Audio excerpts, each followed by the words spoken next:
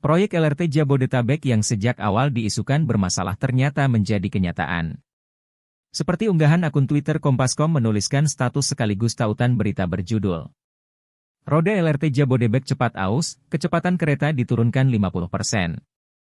Berita tersebut membahas tentang PT KAI Divisi LRT Jabodebek baru-baru ini memesan ribuan roda kereta anyar kepada PT Inka. Menir Humas LRT Jabodebek Kuswardojo menyebut pemesanan roda mau tak mau harus dilakukan karena kepingan roda LRT cepat aus. Setelah beroperasi kurang lebih selama 2 bulan, kami baru tahu bahwa tingkat keausan roda LRT ternyata cukup tinggi. Makanya kami memesan 1.000 roda baru ke PT Inka selaku produsen, ujar dia kepada wartawan di kawasan Menteng, Jakarta Pusat, Rabu, 25 Oktober 2023.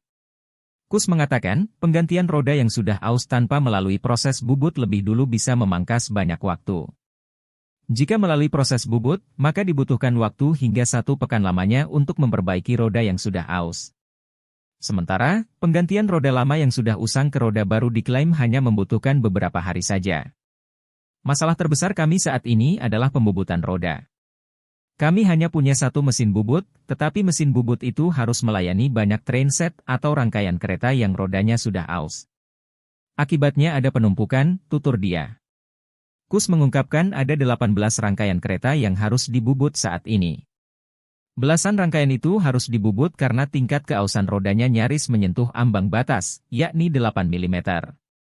LRT Jabodebek ini kan semuanya by system. Makanya kami tak mau ambil risiko. Ketika sudah ada roda yang tingkat ausnya mencapai 5-6 mm, harus dibubut langsung, ungkap dia.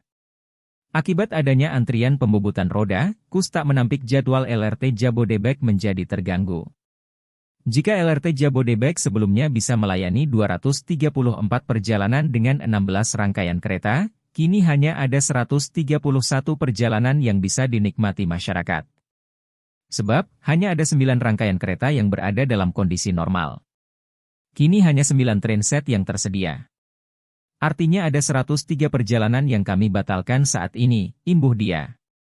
Di lain sisi, Kus mengaku pihaknya tak mengetahui kapan roda anyar dari PT Inka akan datang. Namun, ia berharap beberapa keping roda sudah sampai di balai pembubutan milik LRT Jabodebek pada awal tahun depan. Kami berharap paling telat Januari 2024. Tapi kan kita enggak tahu PT Inka berani menyediakan berapa keping roda, tutup dia. Sementara itu, sebelum Presiden Jokowi memutuskan untuk meresmikan pengoperasian LRT Jabodetabek, Wakil Menteri Badan Usaha Milik Negara, BUMN, Kartika Wirjoatmojo membeberkan masalah-masalah yang terjadi pada proyek LRT Jabodebek. Dia menyebutkan ketiadaan integrator sistem pada proyek LRT Jabodebek berdampak pada kurangnya koordinasi antara pihak-pihak terkait dan adanya kesalahan desain pada prasarana kereta. Salah satu kesalahan desain di rute LRT Jabodebek, yaitu jembatan lengkung bentang panjang, longspan, yang menghubungkan wilayah Gatot Subroto dan Kuningan. Tiko memaparkan LRT Jabodebek awalnya dipandang sebagai proyek yang mustahil terrealisasi atau impossible mission. Pasalnya, kereta ini direncanakan beroperasi dengan sistem Grade of Automation, GOA, level 3 yang memungkinkan kereta ini beroperasi tanpa masinis. Dia menjelaskan proyek LRT Jabodebek terbagi menjadi 6 komponen. Secara rinci, PT Adikarya, Persero, Tbk, Adi, memegang bagian prasarana, PT Industri Kereta Api atau Inka bertanggung jawab dalam pembangunan rangkaian kereta, PT Land Industri, Persero, memegang masalah persinyalan. Selain itu, KAF bertanggung jawab dalam masalah permesinan kereta, Siemens bertanggung jawab dalam pengembang perangkat lunak, software, dan PT Indosat untuk bagian konektivitas, jelas Tiko dalam acara Injo Urneital secara daring, Selasa, 1 Agustus 2023. Namun, saat Tiko pertama kali menangani proyek ini, LRT Jabodebek tidak memiliki integrator sistem, atau penghubung.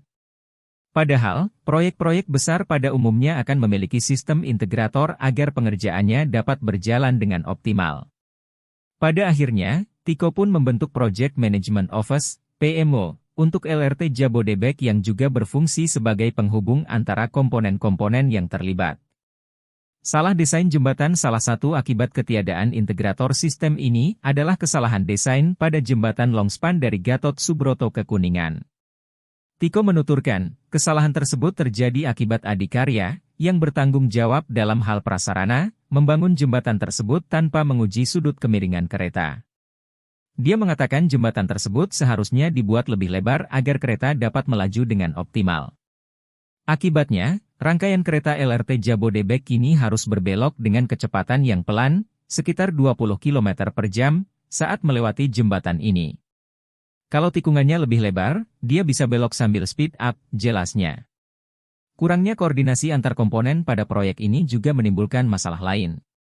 Tiko menyebutkan pihak Siemens sempat mengeluh karena 31 rangkaian kereta yang dibuat oleh Inka memiliki spesifikasi yang berbeda-beda. Tiko menyebut, dimensi, berat, kecepatan, hingga pengereman kereta-kereta tersebut berbeda-beda satu sama lain. Akibatnya, sistem software harus diperlebar toleransinya sehingga kosnya pun naik, katanya.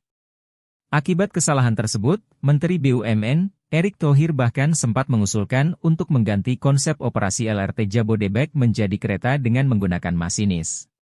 Namun, dia mengatakan seluruh pihak-pihak yang terlibat dalam proyek ini masih yakin dapat menyelesaikan LRT Jabodebek dengan sistem otomatis. Ternyata setelah ketelatenan selama 3,5 tahun, barangnya jadi juga. Ini merupakan effort yang tingkat kedetailannya sangat tinggi dan sangat melelahkan, jelasnya.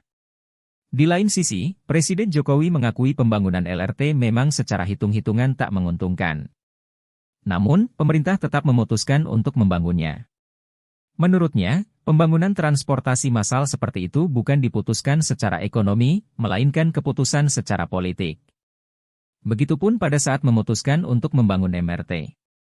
Memutuskan seperti itu adalah keputusan politik bukan keputusan ekonomi di perusahaan. Dihitung untung ruginya boleh, tapi kalau dihitung dan selalu rugi apakah kita tidak akan bangun namanya MRT, LRT juga sama.